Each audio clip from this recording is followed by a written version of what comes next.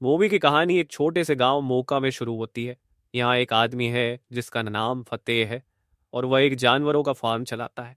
आज फतेह ने देखा कि एक आदमी बहुत परेशान है, लेकिन जब फतेह उससे पूछने जाता है तब वह आदमी वहां से चला जाता। फिर वह आदमी निमृत नाम की एक लड़की के पास जाता है और उसे डांटता है।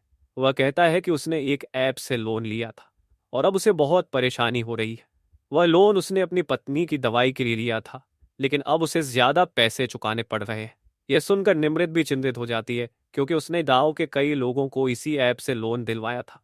निमृत जानती थी कि अगर उस आदमी को परेशानी हो रही है तो बाकी लोगों को भी होगी। इसलिए उसने दिल्ली जाकर मदद मांगी थी, लेकिन कोई जवाब नहीं मिला। उसकी दोस्त उसे सलाह देती है कि उसे फतेह से बात करनी चाहिए। हालांकि निमृत सोचती है कि वह फतेह को यह सब कैसे बताएगी, क्योंकि फतेह उसके पड़ोसी और भाई जैसा है। एक रात जब निमृत फतेह को खाना देने जाती है तो वह उससे पूछती है कि क्या अच्छे लोगों के साथ भी बुरा होता है। निमृत की माँ उसे बुलाती है और जब वह जाने लगती है तो फतेह उसे कहता है कि भगवान हमेशा अच्छे लोगों का साथ देता है। अगर निमृत को कोई परेशानी होती है तो वह फतेह को बता सकती है। अगले दिन हम उस आदमी को देखते हैं जिसने ऐप से लोन लिया था। उसे धमकी दी जाती है कि अगर उसने पैसे नहीं दिए तो उसकी फोटो को एडिट करके वायरल कर दिया जाएगा। यह सुनकर वह आदमी बहुत डर जाता है और खुद को खत्म कर लेता है। जब निमृत को इस बारे में पता चलता है तो वह बहुत डर जाती है। वह किसी को कॉल करके कहती है कि वह चड्डा के पास जाने के लिए तैयार है, लेकिन उसे वादा करना होगा कि उसके गांव वालों को कोई परेशानी नहीं होगी। कुछ समय बाद पुलिस निमृत के घर आती है, क्योंकि उस आदमी ने अपनी मौत के नोट में लिखा था कि उसकी मौत के लिए जिम्मेदार निमृत है। इसलिए पुलिस उसे पकड़ने आई थी, लेकिन उस समय निमृत घर पर नहीं थी। ये देखकर उसकी माँ बहुत परेशान हो जाती है और फतेह से कहती है कि वह जल्दी से निमृत को ढूंढे। फतेह जब निमृत के बारे में जानकारी इकट्ठा करता है तो उसे सच्चाई पता चलती है। दरअसल निमृत एक मोबाइल की दुकान चलाती थी। एक दिन एक आदमी उसके पास आया और उसने निमृत को ऐप से लोन दिलवाया। इसके बाद निमृत उस ऐप का एजेंट बन गई और उसने गांव के कई लोगों को लोन दिलवाया।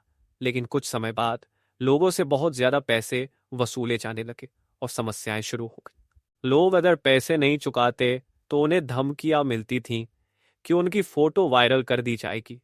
इस वजह से निमृत बहुत परेशान थी और वह दिल्ली भी गई थी, लेकिन वहां भी उसे कोई मदद नहीं मिली। ये सब सुनकर फतेह तय कहता है कि वह दिल्ली जाएगा और वहां चला जाता है। फतेह निमृत के कॉल रिकॉर्ड्स चेक करता है और एक नंबर पर कॉल करने लगता है। उसे खुशी नाम की एक लड़की से बात होती है जो बताती है कि वह निमृत के बारे में जानकारी दे सकती है। खुशी फतेह को बताती है कि शायद निमृत चड्डा के पास होगी। यहाँ हमें पता चलता है कि लोन का एक बड़ा धोखा चल रहा था और चड्डा इसमें शामिल था। इसलिए निमृत चड्डा से मिलने गई थी ताकि वह अपनी परेशानी का हल निकाल सके। खुशी ने निमृत को चड्डा का पता दिया था और जाते समय उसके लॉकेट में एक कैमरा लगा दिया था।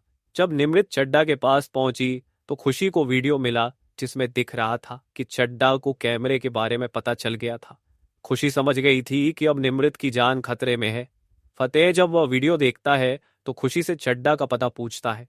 फिर फतेह चड्डा के टॉकीज में जाता है और उससे निमृत के बारे में पूछता है, लेकिन चड्डा उसे वहां से भगाने की कोशिश करता है और डराता है। फतेह उन सबको बुरी तरह से पीटता है, लेकिन फिर भी चड्डा कुछ नहीं बताता, जिसके बाद फतेह उसे मार देता है। जब पुलिस वहां पहुंचती है तो वे सभी की लाशें देखकर चौंक जाते हैं।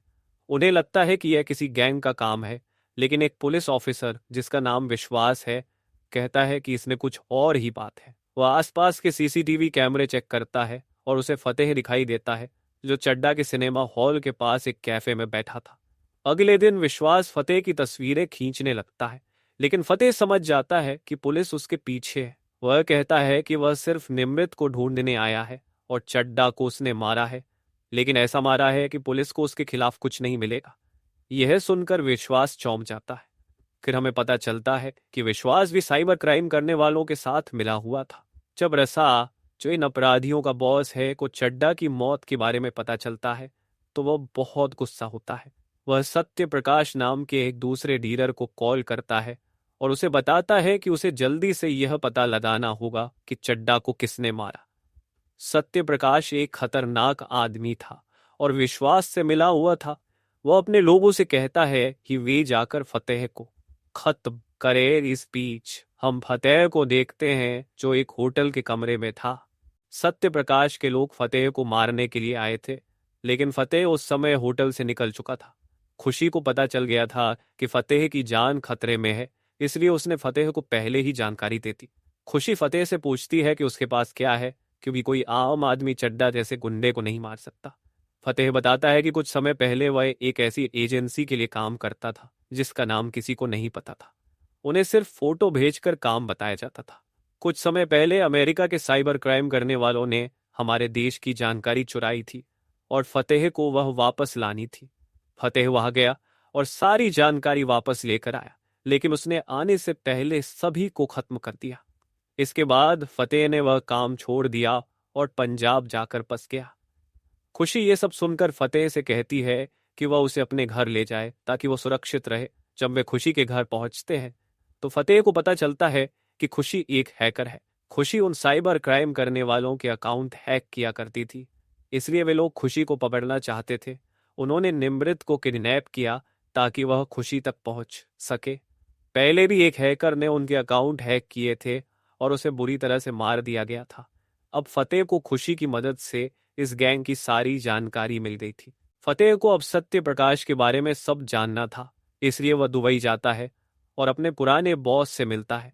जब फतेह अपने बॉस से सत्य प्रकाश के बारे में पूछता है तो उसका बॉस उसे बताता है कि सत्य प्रकाश बहुत खतरनाक है और फतेह को संभल कर रहना होगा।